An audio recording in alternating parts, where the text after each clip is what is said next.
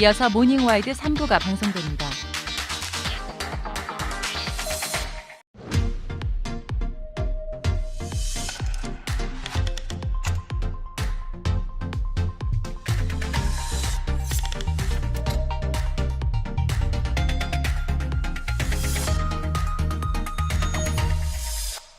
다운이 빨래를 빽빽하게 널면 냄새나. 다운이 실내 건조 플러스 1cm 간격으로 널어도 상쾌. 다운이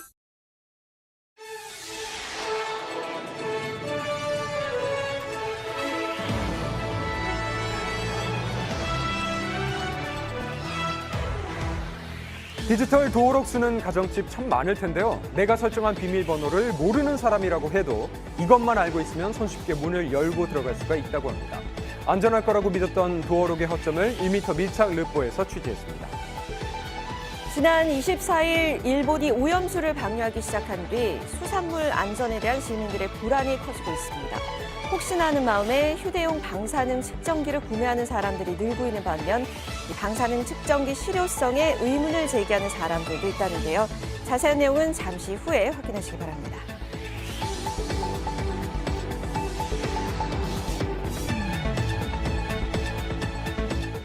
베를린의 영광이 조선인의 손기정의 영광이야?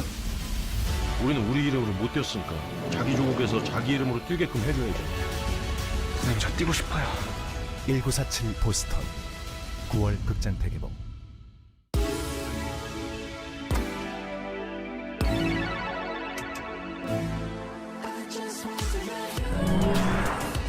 New life begins. The all-electric ID4.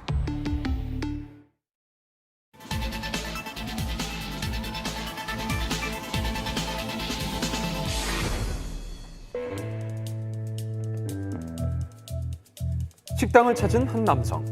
문 앞을 한참 동안 서성이더니 큰 결심이라도 한 듯 안으로 들어섭니다. 손님인 줄 알았던 사장은 그의 말에 얼어붙고 마는데요. 그냥 다짜고짜 이제 죄송하다고 이제 저한테 그게 대체 뭐가 죄송하냐 하니까 그냥 돈통함을 저보고 열어봤니요. 열어보니까 돈이 없고 편지지만 있었어요. 편지요? 네네. 수상한 남자와 의문의 편지. 잘못된 행동인 줄 알지만 급한 마음에 해서는 안 되는 짓을 하고 말았습니다. 생활고를 버티고 버티다가 절도를 저지르고 만 건데요. 사장은 장발장 같은 그의 사연을 이해해 보려고 했습니다. 그 금액이 얼마 가져가신지 기억하세요? 네, 다 알고 있습니다. 5만원 건 5개하고 만원 건이 11개 한 칸이 있었고 한 칸에 8개 있었습니다. 제 발로 찾아온 데다가 변제할 금액까지 정확하게 알고 있었기 때문인데요. 그런데 그것도 잠시. 사장을 더욱 당혹스럽게 만든 다른 이유가 있었습니다. 어떻게 들어왔지? 파손된 흔적이 없기 때문에 가게 그 어디에도 침입했던 흔적이 없었던 거죠. 문단속을 늘 꼼꼼히 해왔기 때문에 남자가 찾아와서 말을 하기 전까지는 상상도 못했던 일. 그렇다면 그는 대체 어떻게 문을 열고 들어왔던 걸까? 자, 보시죠. 범행은 이틀 전 야심한 시각에 발생했습니다. 너무나도 자연스럽게 비밀번호를 누르는 남자. 놀라운 점은 사장이 설정했던 비밀번호가 아니었음에도 불구하고 마법처럼 문이 열렸다는 거죠. 어떡해요? 그렇게 가게 안으로 들어온 남자는 유유히 계산대로 향하더니 마치 제 가게인 것처럼 여유롭게 현금 다발을 챙겨서 자리를 떴습니다. 좀 멍했던 것 같아요. 이게 뭐지? 황당하죠? 어떻게 마스터 들어왔을까요? 처음에 초기 번호 그 번호를 가지고 들어왔다. 그리고 그 번호를 바꿔라 나한테. 그렇게까지 이야기를 했어요. 난. 도어록을 뚫는 마스터 번호가 있다고요? 아니 이게 어떻게 된 일이죠? 원래 뭐 하시던 분이에요? 계속해서 댕겼다 거기서 일했다 하는 그런 게 있는 것 같아요. 절절했던 사연과는 달리 남자에게 당한 사람은 한둘이 아니었습니다. 총 16건입니다. 다른 장소에서도 그 비슷한 수법으로 범행했습니다. 모두 합쳐서 이제 수백만 원을 달합니다. 자동 출입문 제조사마다 정해진 마스터 번호가 있는데 그 생성한 비밀번호를 입력해서 자동 출입문을 열고 침입한 겁니다. 도어록 관계자가 저질렀던 충격적인 범행. 이 같은 수법으로 살고 있는 집을 침입당했던 사람도 있다고요. 집을 침입당하면. 아, 생각도 못했죠. 아니, 들어갈 수 있는 사람이 저희 말고 없다고 생각하니까. 한번 보시죠. 2달간 집을 비우면서 설치했던 홈캠에 수상한 움직임이 포착됐습니다.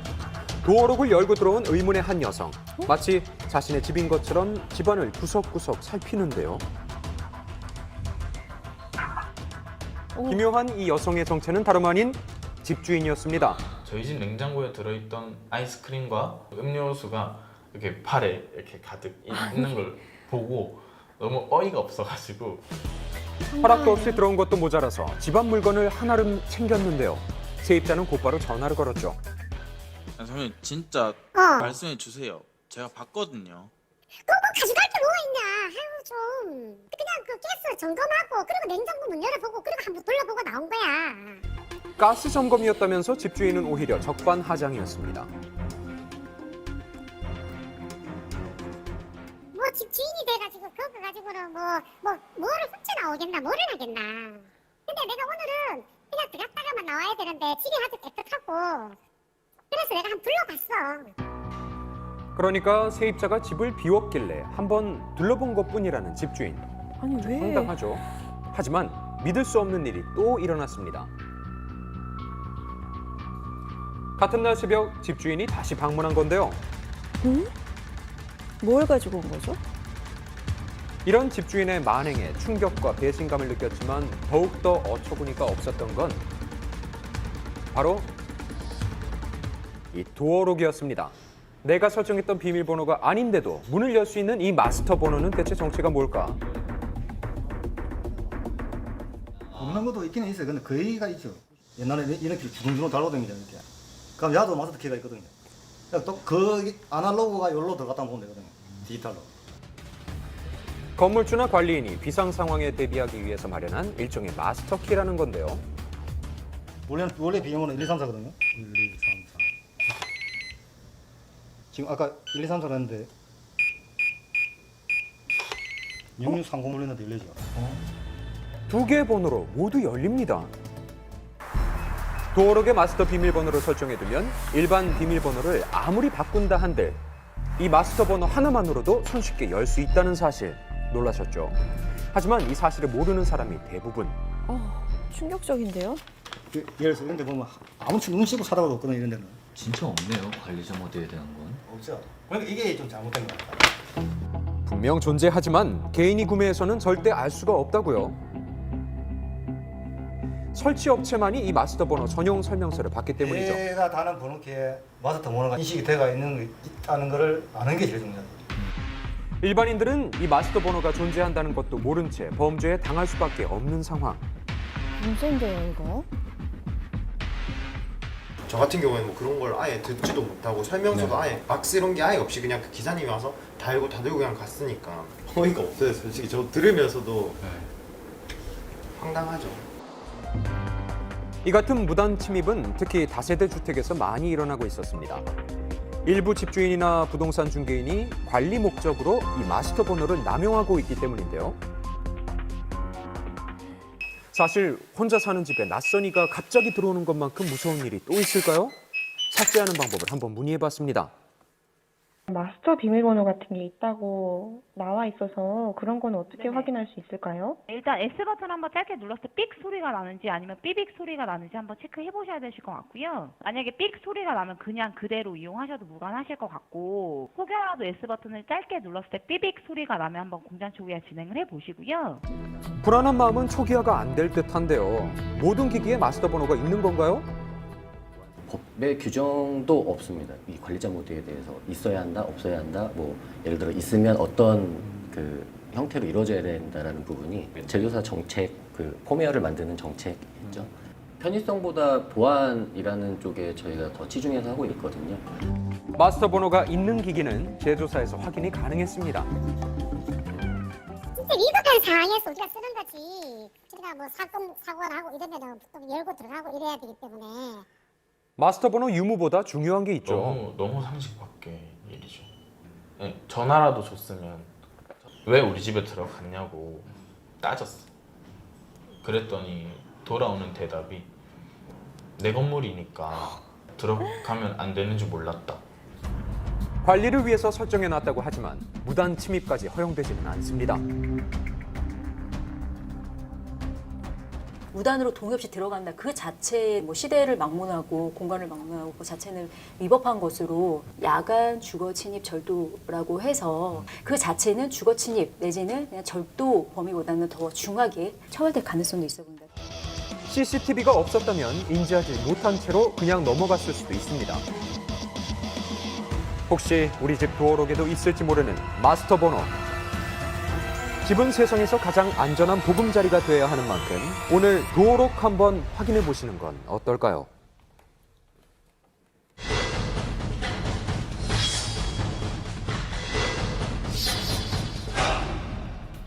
지난 24일 일본이 오염수를 방류하기 시작한 뒤 불안감을 느낀 시민들이 이것에 관심을 보이고 있습니다. 코로나19로 마스크 대란이 벌어졌을 때처럼 이것을 구하지 못할까 봐 서둘러 구매하는 움직임도 있다고 하는데 자세한 내용 날에서 취재했습니다. 지난 24일 일본이 후쿠시마 오염수 방류를 시작을 했죠. 방류 이후에 눈에 띄는 것이 있다고 하는데요. 지금 방사능이란 단어만 쳐도 측정기가 나오거든요. 네. 와. 요즘 관심들이 많죠. 굉장히 다양한 종류가 나옵니다. 실제로 방류날을 기점으로 방사능 측정기에 대한 검색량이 폭발적으로 증가했을 뿐만 아니라 실시간 쇼핑 검색 순위 1위를 차지할 만큼 관심이 쏠렸는데요. 앱 보니까 진짜 올라 있더라고요. 예상치 못한 품귀 현상이 생긴 방사능 측정기 판매 업체 역시 이러한 인기를 실감하고 있었습니다. 8월 22일 방사능 방류가 이제 기사화되었고 그 이후에 유입량이 기하급수적으로 늘어난 상태입니다. 그리고 판매량 역시 3,000명 정도 되시는 분들이 이제 사이트에 들어와서 한 30% 이상 좀 구매를 하시고 계십니다. 리뷰나 이제 그 문의 사항들을 보면 실제 이제 주부님들, 특히 횟집 사장님들이 많이 찾고 계신 것 같고요. 그렇다면 시중에서 쉽게 구할 수 있는 이 휴대용 방사능 측정기는 어떤 원리로 작동하는 것일까요? 방사선이 검출되는 물질 근처에 측정기를 두자 수치가 빠르게 올라가는 것을 확인할 수 있었는데요. 바로 확인이 되죠. 네. 휴대용 방사능 측정기는 공기 중에 있는 방사능을 측정하는 방식으로 저희가 제품 판매할 때 안내하는 가이드는 0.12 마이크로 시버트까지는 안전하다. 0.6 마이크로 시버트까지는 경고. 그리고 0.6 마이크로 시버트 이상은 위험한 수치로 안내드리고 있습니다. 이렇게 오염수에 대한 불안감이 커지면서 실제 휴대용 방사능 측정기를 사용하는 곳도 있다고 하거든요. 확인해 보겠습니다.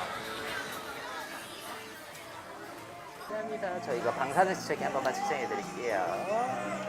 저희가 보통 이게 실시간으로 대기해서 이제 얼마나 나오나 방사능이 이제 측정을 하는 기기고요. 우리 인체에 무해하게 끼칠 정도의 양은 전혀 나오지 않고 있다라는 걸 보여드립니다. 불안해하니까. 네, 심지어 손님상에 나가기 직전까지 모든 과정에서 이 휴대용 방사능 측정기를 사용하고 있는 상황. 그렇다면 왜 이렇게까지 하게 된 것일까요? 이게 언제부터 구비를 하신 거예요? 그러니까 이제 그 방류 계획에 대해서 이제 뉴스 기사가 한창 나오기 시작할 때부터 심각함을 느끼고 요리하는 입장에서도 손님 드시는 입장에서라도 안심시켜드리기 위한 약간 최선의 조치를 진행하고 있는. 이러한 조치에 대한 손님들의 반응도 살펴봤습니다. 아까 기계 측정 한번 해보셨잖아요. 어때요? 보면 그래도. 수치를 보니까 더 안심이 되는 100% 신뢰도 못하겠지만 그 기계 자체는 80% 이상은 신뢰할 수 있지 않을까. 이는 이 한 가게만의 움직임은 아니라고 합니다. 이 전국 곳곳에서 휴대용 방사능 측정기를 도입하는 매장이 점점 늘고 있는 상황인데요. 저만 먹는 거면 상관없는데 제 가족이 먹는 거라 생각하면은 더 필요할 것 같아요. 그렇다 보니까 이제는 그냥 모든 가정이 다 집에 하나씩 있어야 되는 게 아닐까라고 생각이 드네요. 게다가 이 각종 커뮤니티에서는 개인 소비자까지 방사능 측정기 구매에 나섰다는 글을 쉽게 찾아볼 수 있었습니다. 실제로 가정집에서 사용하기 위해서 측정기를 구입했다는 한 소비자를 만날 수 있었는데요. 네, 이거 항상 틀어놓고 있어요. 네, 밖에 나갈 때도 항상 들고 다니고. 오염수가 풀린 지 얼마 안 됐잖아요. 점점 더 많이 들어오게 될 건데 어떻게 바뀌는지 계속 확인하기 위해서는 매일매일 이제 해보려고요. 많이 올라가게 되면 그만큼 축적된 방사능 양이 많다고 하더라고요. 그때는 진짜 심각한 거니까 불안해요, 계속. 네, 그래서 구매 이후 장을 보거나 산책할 때에도 이 휴대용 방사능 측정기를 이용해서 수시로 수치를 확인하는 것이 일상이 됐다고 합니다. 이 판매하는 사람들 역시 수산물이 안전하다는 것을 보여주기 위해서 요즘은 오히려 이 휴대용 방사능 측정기를 반기는 분위기라고요. 직접 사장님께서 우럭을 꺼내 보여주신답니다. 이 직접 눈으로 확인한 후에야 비로소 안심할 수 있었는데요. 해도 별 차이가 없습니다. 예, 감사합니다. 예, 안전합니다. 이 수산시장에서도 매일 자체적으로 방사능 측정을 시행하고 있는 상황. 그런데 같은 업종의 상인들 사이에서도 서로 다른 의견들이 존재하고 있었습니다. 회사 직원이 100명 나가고 그러잖아요. 일주일에 몇 번씩 하세요? 아니면 지금은 어떻게 하세요? 계속 나가야지, 아침부터. 아침부터? 네. 아, 근데 그쪽 실내가 가세요? 그 정도 되면? 그거 좀 낫죠? 그럼 파시는 입장에서 조금 실내가 나세요?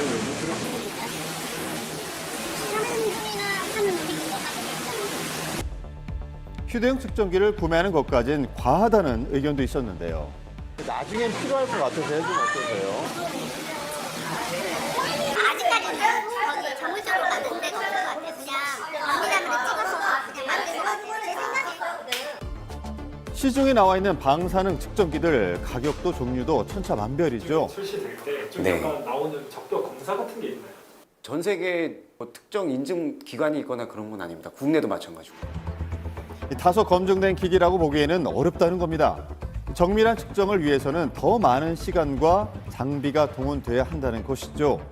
그렇다면 이 휴대용 방사능 측정기를 정말 믿고 사용할 수는 있는 만약에 걸까요? 이 어류가 충분한 방사능을 가지고 있다면 아무런 계측기나 사용을 해도 값은 나올 겁니다. 하지만 그게 나온다고 해가지고 이게 세슘이다라고 이게 삼중수소다라고 충분히 판단할 수도 없고 이 양이 어느 정도를 넘어섰다라는 것들은 간단한 계측기 갖고는 정확하게 판단하기는 힘듭니다. 불안감을 해소시킬 수 있으면 이제 계측기를 사용해서 이런저런 측정을 해보시는 건 좋습니다. 근데 계측기를 사용하실 때 계측기가 어느 정도의 불확도를 가질 수 있다라는 점들을 인정을 하셔야 됩니다.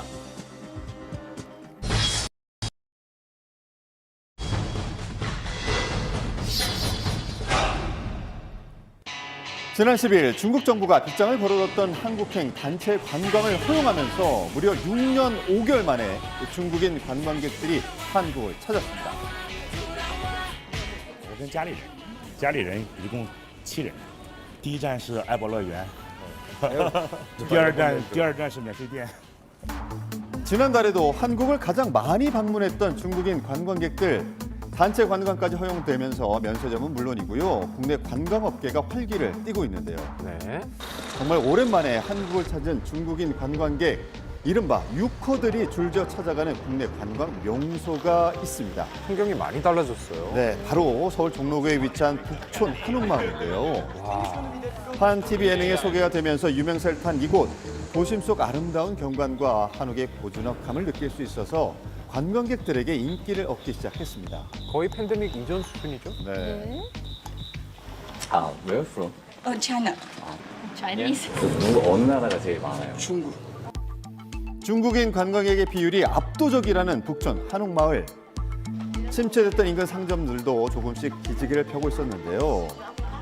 한국을 방문한 외국인 중에 1인당 지출액이 가장 높은 여행객, 단연 중국인이기 때문이죠. 압도적이네요. 매출엔 좀 도움 되세요? 저희는 많이 도움되죠.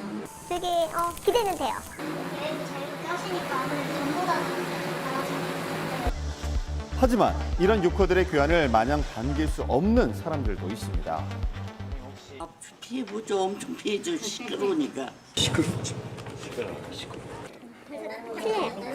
많이 오고 시끄럽고.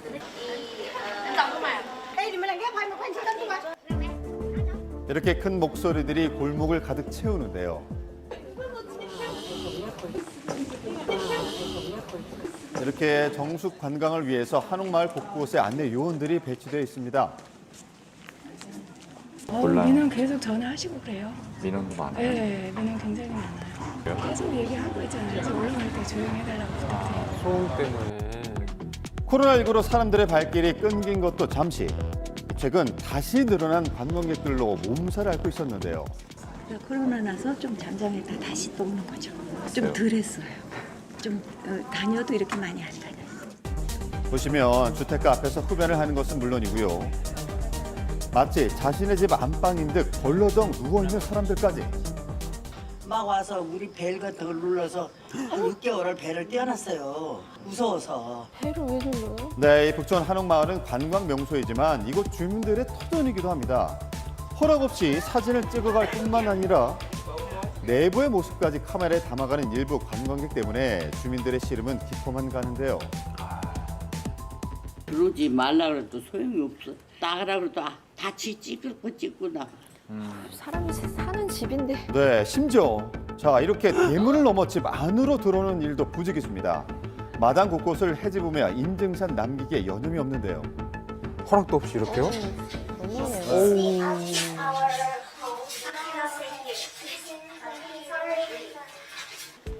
주민들의 일상을 위한 규정도 존재합니다. 시간이 정해져 있는데. 자, 이 마을 방문 시간이 지났지만 사람들에게선 떠날 기미가 보이지 않고 여전히 인파로 북적이는 한옥마을. 권고사항이기 때문에 감지할 수가 있는 게 아니에요. 그러니까 이렇게 가이드들한테는 다 그렇게 얘기가 돌아갔는데 그게 안 되는 거예요. 관광객들이 몰리면서 생기는 피해를 감당할 수 없었던 주민들. 하나둘씩 마을을 떠나면서 주인 없는 빈집이 늘어나고 있습니다. 얼마나 불편했으면. 저희들이 걱정하는 거는 사고 날 것 같아요. 제 차 움직이는 데가 너무 힘들었어요.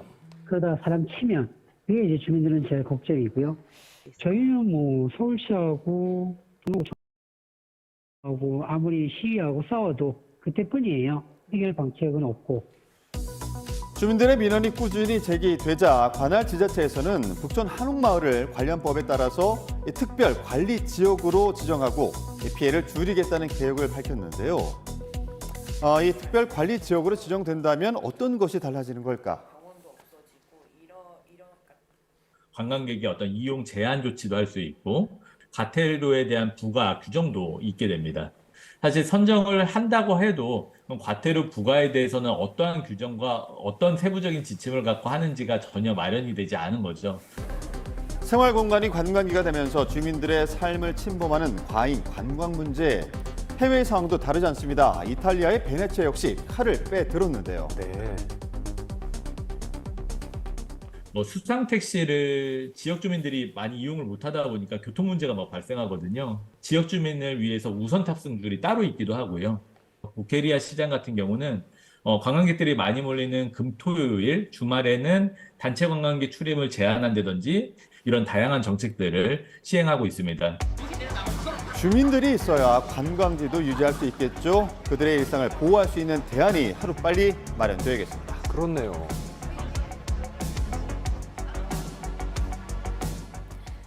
네, 북촌 한옥마을 주민들 관광객들로 인한 사생활 침해뿐만 아니라 불법 주정차, 쓰레기 무단 투기 등의 불편사항도 겪고 있다고 합니다. 네, 해외 사례들처럼 급증한 관광객의 대비를 함과 동시에 주민들의 생활권을 지키기 위한 상생 방안을 빨리 마련해야겠습니다. 네.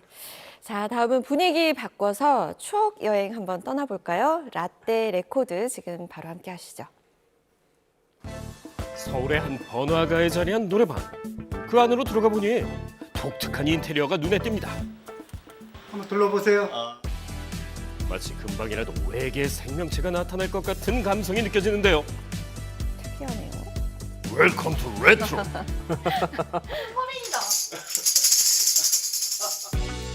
노래방 한켠에 자리한 브라운관 TV도 아직 건재합니다. 이런 컨셉이 어디서 구하겠어요 지금. 아직도 그 감성을 그대로 유지하고 있다니 신기하게 한데요.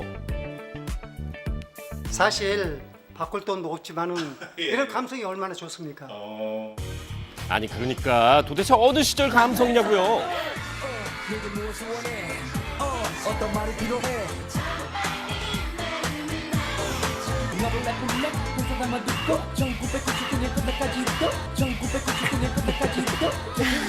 바로 1999년 세기말 감성입니다. 세기말 오랜만에 들어온다. 라떼는 이런 일도 있었고 라떼는 이런 노래도 있었어요. 꼬깃꼬깃 쫙.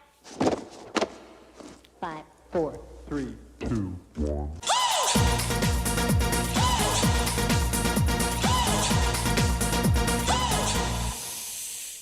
1999년이 상당히 좀 혼란스러운 분위기였었는데 비관론, 불안과 낙관론, 희망이 교차했던 거예요. 혹시 Y2K를 기억하십니까? Y2K요? 예. 들어는 봤는데 Y2K요? 예. 꽃미남 밴드? 아, 맞아요, 맞아요. 친구로 지내자 마지막 말로 너의 기분을 채울 수는 없니 그만큼 나로 인해 힘들다며 엄청 히트였죠. 정말 너무나 미안해 너희들 정체가 뭐야? 정체가 뭐냐고 물으신다면 대답해 드리는 게 인지상정. Y2K는 연도를 뜻하는 Y와 천을 뜻하는 킬로를 붙여 2000년대의 문제를 의미하는데요. 일명 밀레니엄 버그라고도 불렸습니다.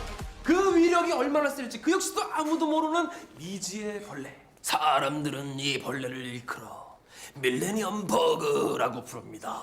60년대 개인용 컴퓨터가 처음 등장할 무렵 프로그램의 부피를 줄이기 위해서 연도를 두 자리 숫자로만 표시했습니다. 컴퓨터가 1900년과 2000년을 똑같이 00으로 표기하게 되면 계산에 착오가 생겨 대형 사고가 발생할 것이란 가능성이 제기됐었는데요. 네. 그중에서도 컴퓨터 오류로 인해 핵폭탄이 오발될 수도 있다는 주장까지 나왔었습니다. 당시 Y2K 문제는 산업 전반에 걸쳐 세계를 공포에 떨게 만들었죠. 시간이 가면서 해결책이 제시될지 아니면 혼란이 가중될지 Y2K 문제는 올해 지구촌의 중심 뉴스로 떠올랐습니다. 재앙이 발생할지도 모른다는 불안감 때문인지 일부 시민들이 생필품 사재기에 나서는 모습을 보였습니다. 아파트니까 불안정으로 하면 그래도 끓여서 뭘 끓여 먹어야 될 거 아니에요. 평소에는 수요가 없던 성냥도 불티나게 팔려나가 이미 동인한 상태입니다. 당시 은행도 혼란스러운 건 마찬가지였습니다. Y2K가 걱정스럽다는 한 고객은 있는 돈을 다 찾겠다고 나섰습니다. 큰 돈 다 찾고요. 혹시나 많이 없어지더라도. 그리고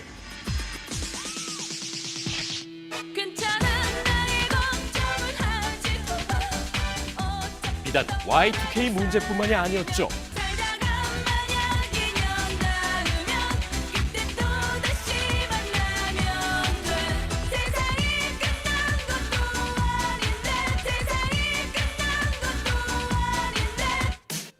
세상이 끝난 것도 아니라고요? 하지만 1999년은 세상이 끝날 거라고 생각했던 사람들이 있었습니다. 노스트라다무스 지구 종말론으로 네. 맞아요. 노스트라다무스가 1999년에 지구의 종말을 예언하면서 종말론은 또 다른 공포를 가져옵니다. Il ne s'est pas trompé depuis 1555. 종말론에 심취했던 일부 사람들은 극단적인 행동을 하게 됐죠. 올라가면 돈에가 뭐하고 뭐 아무것도 다 습득하고 하늘나라면 지금 올라간다고 이제 기다리고 있다. 그렇지만 1999년도는 다가올 새천년에 대한 희망을 품은 해이기도 했습니다. 한국 경제가 비상한 상황에서 정상 상태로 돌아왔다고 IMF가 공식 평가했습니다. 사상 초유의 금융위기였던 IMF 사태로부터 점차 벗어나면서 경제 회복에 대한 기대감을 갖고 새 출발을 준비하는 시기였죠. 인터넷이라는 새로운 공간이 열리면서 디지털의 신세계가 열리는 거 아니냐. 목적지까지 알아서 도착시켜주는 그야말로 IQ 400의 천재. 자동차를 운전한다는 말은 차에 대한 신뢰. 세기 말에 유행했던 미래지향적인 컨셉들을 다가올 새천년에 대한 기대가 얼마나 컸었는지를 보여줍니다. 당시 나왔던 광고들만 봐도 사이버 컨셉에 얼마나 진심이었는지 느껴지죠? 야, 사이버 유행이었죠. 그런 우리가 보지 못한 가상 세계에 대한 환상이 있었던 것 같고요. 뭐 그런 것들로 인해서 뭐 사이버 가수 아담이라든지 맞아요. 세상에 없는 가수죠. 사이버 가수 아담의 뮤직비디오입니다. 세상에 없는 사람.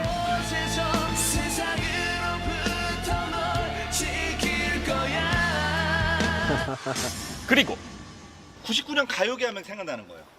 테크노. 테크노. 엄청 유행이었죠.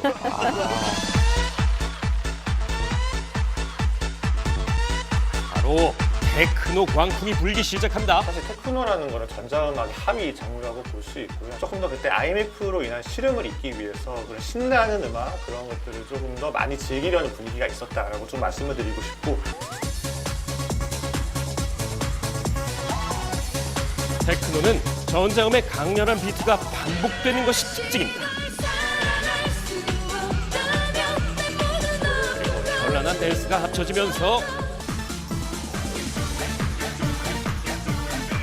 진짜 트렌드였네요. 누구나 신나게 즐길 수 있도록 만들어진 이것이 바로 테크노 음악인 것이죠.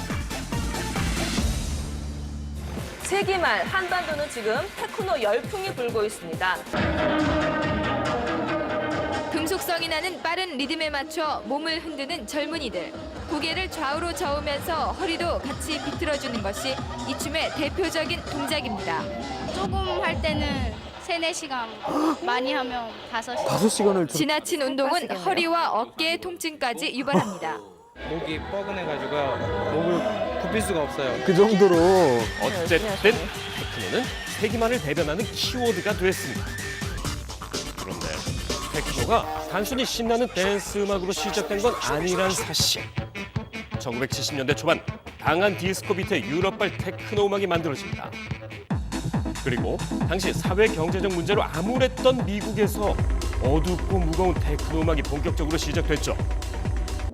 하지만 테크노는 우리나라에 들어오면서 다양한 변화를 맞습니다.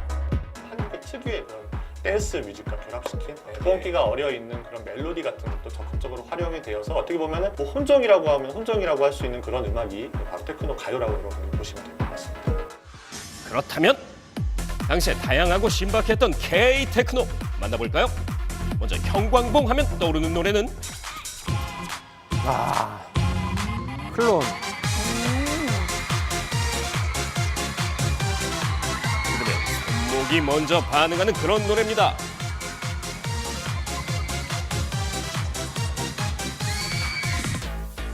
이건 감이 오시나요?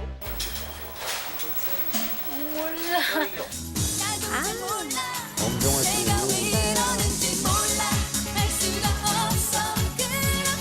사이버 컨셉의 대표곡이라고 할 수 있는 노래죠.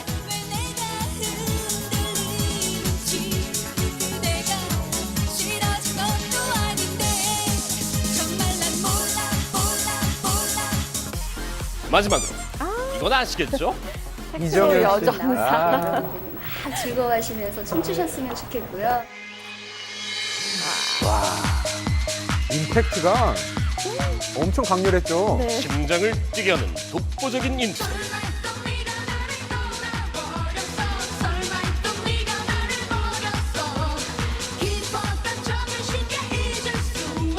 노래방에서 다 저렇게 해봤죠. 많이 하셨나 봐요.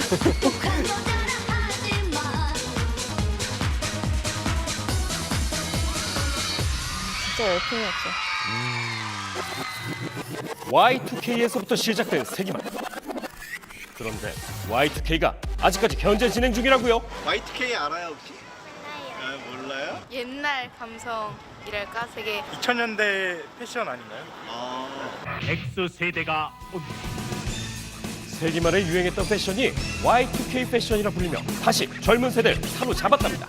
요즘 아이돌들이나 이제 그런 분들이 입으면서 다시 유행하게 된 패션이라고 알고 있어요.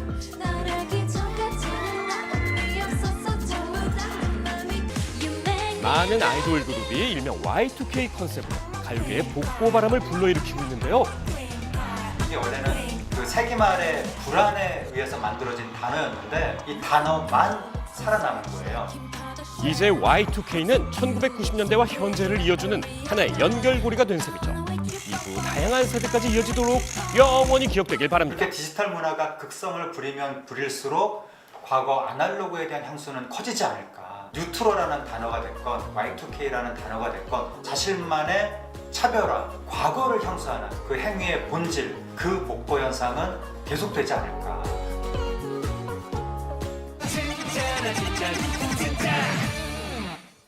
빌보드 싱글 차트 핫100에서 10위 안에 진입한 비영어권 노래 가운데 한국어 노래가 두 번째로 많았다는 조사 결과가 나왔습니다.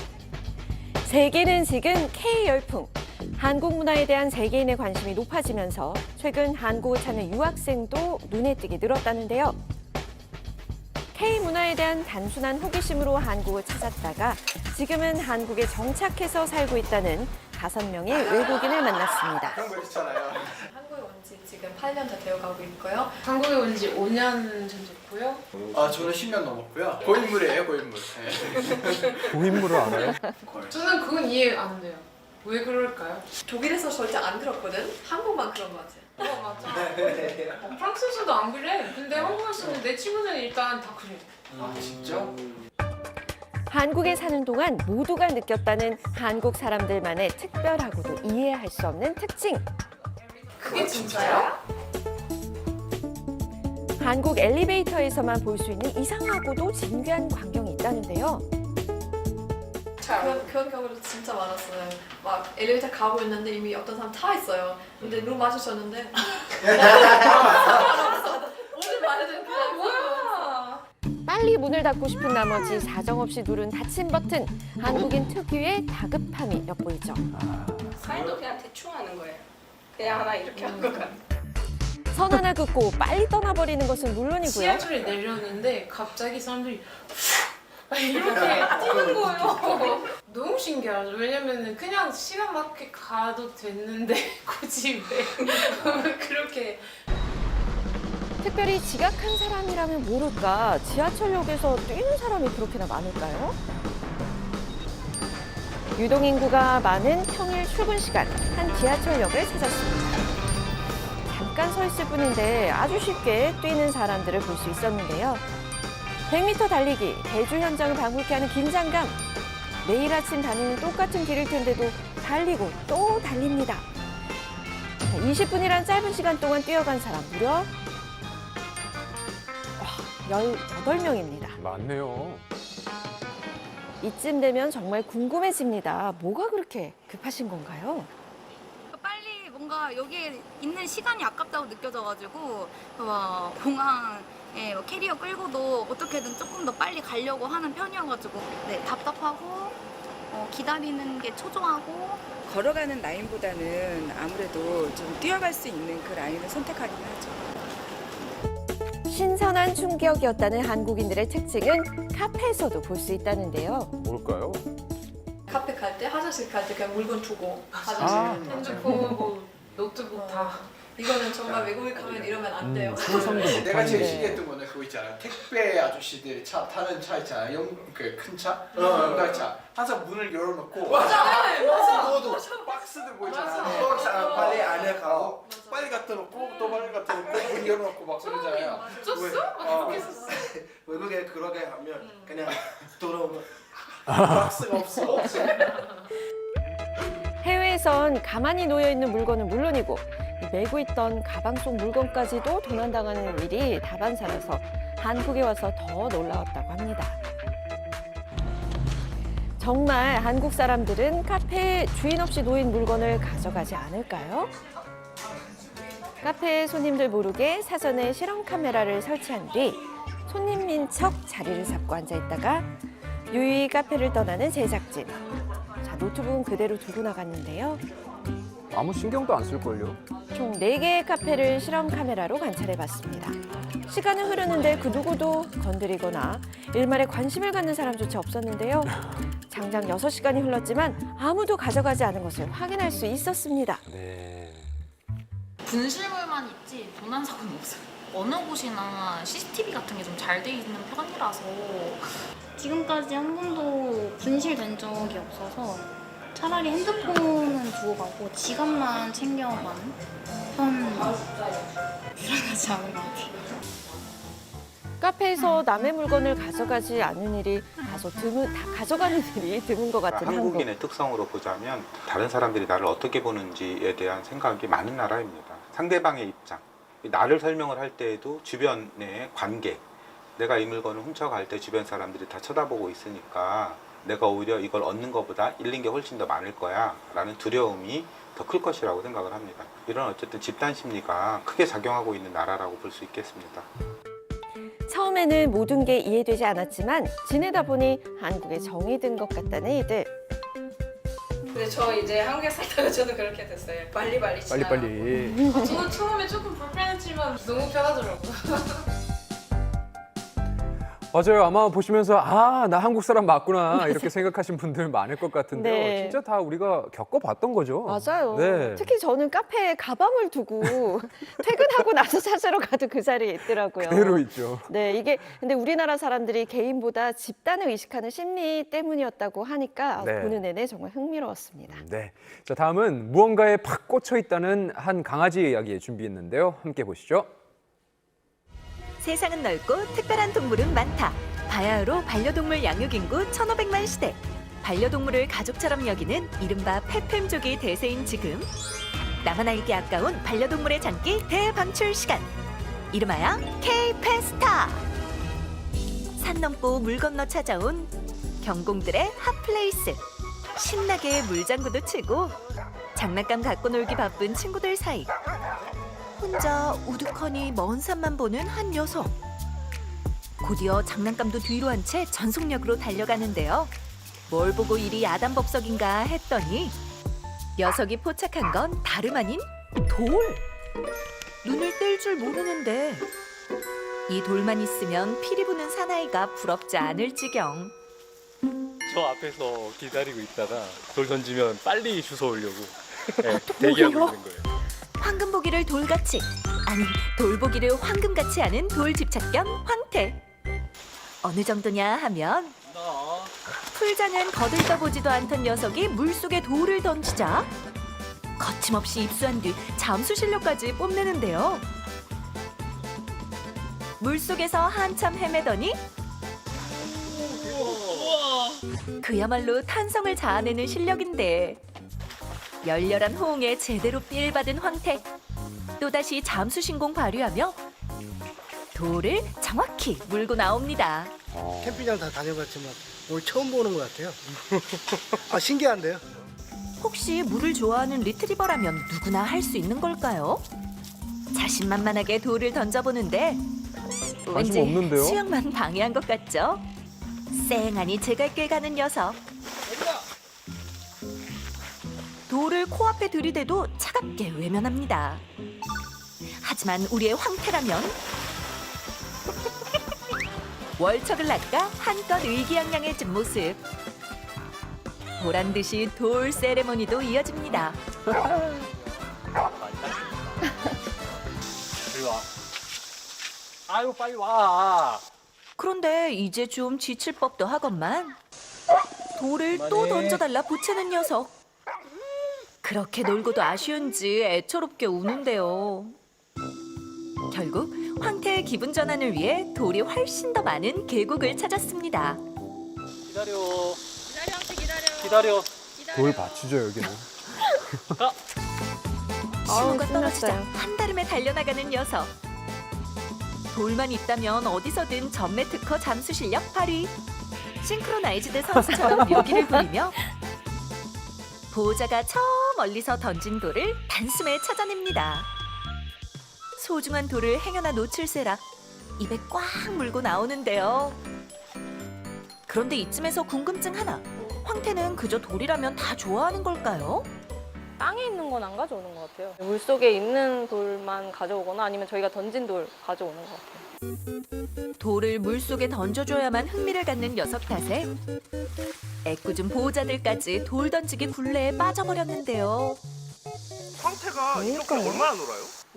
한 4시간 이상은 해본 것 같아요, 저희도. 근데 또 지치질 않아서.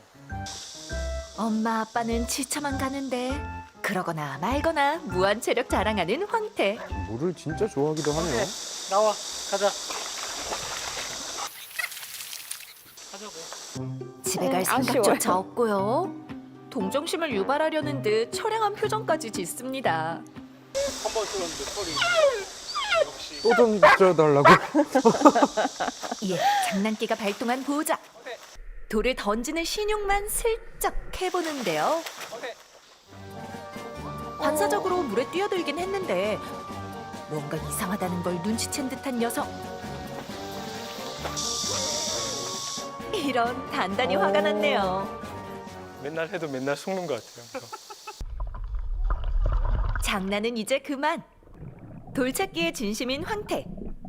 잠수를 시작하면 돌의 위치를 가늠하기 위해 몸을 틀어가며 집중하는데요. 찾는 게 너무 열악한 신기하네. 환경에서 그러니까요. 시각을 활용해 돌을 찾을 때까지 무려 15초 이상 숨을 참는 셈. 제 얼굴만큼 큰 돌을 찾는 수학을 얻기도 합니다. 그 덕에 어디서나 시선 집중, 스타성이 남다른데요. 와, 따보기. 사실 황태가 처음부터 돌을 좋아한 건 아니랍니다. 어느 날 장난감 공 대신 돌로 놀아준 뒤 시작된 돌사랑. 그 덕에 추억도 많이 쌓였다는데 제가 강아지를 진짜 싫어했었는데 남편이 한 1년 정도 졸라서 데리고 왔거든요. 지금은 너무 예쁘죠. 저희 가족이에요. 네. 이렇게 지내다 보니까 운명이라는 생각이 들어요. 그래서 준비한 테스트. 황태의 운명적인 사랑은 어디로 향할까요? 저한테 오겠죠, 그래도. 그래도 남편을 더 좋아할 것 같아요. 설마 돌한테 가겠어요? 왠지 모를 긴장감이 감도는 가운데 황태 일로 와야 돼. 황태의 선택이 궁금해지는 이 순간. 일단 춤 추시오. 모션 엑스라이트 기술로 세상 쉽게 움직이는 모든 것에 자유를, 세상 자유로운 길을 열다. HL만. 저 몰라요? 우리 여행 갈 때도 결혼식 갈 때도 이 머리도 내가 해줬잖아요. 당신은 이미 글램팜을 만난 적 있다. 미용실에선 원래 글램팜 써요. 글램팜 집에서도 봐요. 잘 찾아오셨습니다. 인테리어 상담과 맞춤 디자인, 최고의 소재와 꼼꼼한 시공까지. 백화점에서 쇼핑하듯 리바트 집테리어.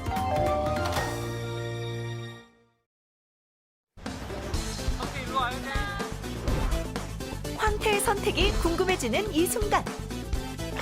과연 아빠를 향해 거침없이 다가가는 것 같더니 어머 방향을 확 틀어 돌의 움직임을 따라 그대로 입수. 아이고. 너무 상처인데요. 돌에 대한 집념이 대단합니다. 아빠 심정을 아는지 모르는지 돌 찾기에만 여념없는 녀석. 마침 돌도 찾았겠다. 이제 볼장 다 봤다는 듯 아빠를 뒤로 한 채 유유히 자리를 떠나는데요. 아버님, 어떡해요. 역시 돌은 못 이기네요, 제가. 저도 저보다 돌을 더 좋아할 줄 몰랐어요. 네. 그렇다면 황태가 돌을 이토록 좋아하는 이유는 뭔지 전문가를 만나 확인해 보기로 했습니다. 물개네, 물개. 돌멩이라는 게 이게 무거워요, 사실은. 물고 있으면 불이 이제 떠오르기도 힘들잖아요. 그런데 그런 힘든 일을 굳이 나서서 하고 있는 거잖아요. 황태는 자기가 어려운 일을 하고서 느끼는 성취감이라는 게 있을 거예요. 성취감을 느낄 수 있는 즐거운 놀이 중에 하나인 거예요. 한 연구에 따르면 반려동물도 사람처럼 어떤 문제를 노력해서 풀 때 더 큰 만족감을 얻는다는데요. 그렇군요. 황태 입장에선 보호자가 돌을 물속에 던져줌으로써 도전 정신이 발휘되고 이를 어렵게 해냈을 때 성취감을 얻고 있다는 겁니다. 다만 걱정이 하나 있다면 시도 때도 없이 잠수를 하다 보니 건강에 문제는 없을까 싶은데 우리 황태 좀 어떤가요, 선생님?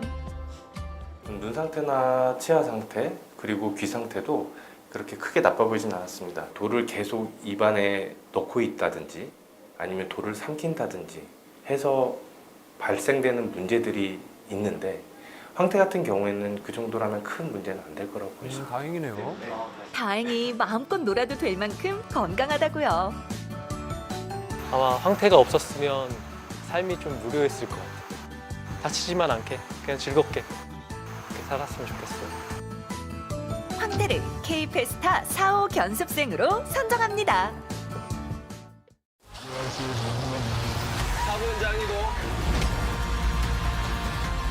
순학에 대한 단서가 현재 전혀 없는 상태.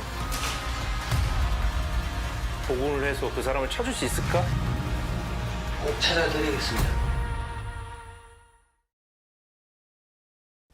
남들처럼 쉬운 길을 가지 않는 이유. 장인들과 끊임없는 시도를 하고 자연에서 살아있는 색채를 찾으며 해외 아티스트들과 새로운 가구를 고민하는 이유. 우리는 믿기 때문입니다. 진정성의 힘을 믿으며 변화를 향해 나아가는 가구. 잠들지 않는 도전, 리바트.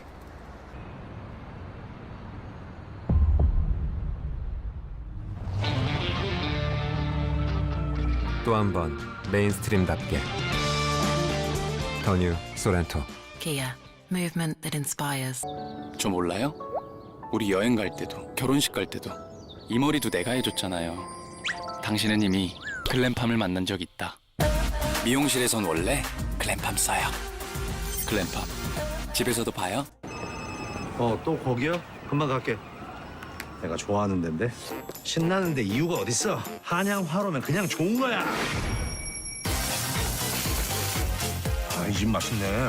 고기에 진심인 한양 화로. 네, 9월의 첫날인 오늘도 비 소식이 있습니다. 제주와 경상권 등 남부 지역에 돌풍과 천둥, 번개를 동반한 비가 내리겠습니다. 중부지방은 대체로 맑은 가운데 남부지방에 머물던 비구름대가 일요일엔 전국으로 확대될 것으로 예상됩니다. 네, 특히 태풍 때문에 당분간은 날씨의 변동이 많을 걸로 예상되니까요. 기상정보 꼼꼼하게 잘 확인해 주시길 바랍니다. 즐거운 주말 보내시고요. 저희는 다음 주 월요일 아침에 다시 인사드릴게요. 고맙습니다. 고맙습니다.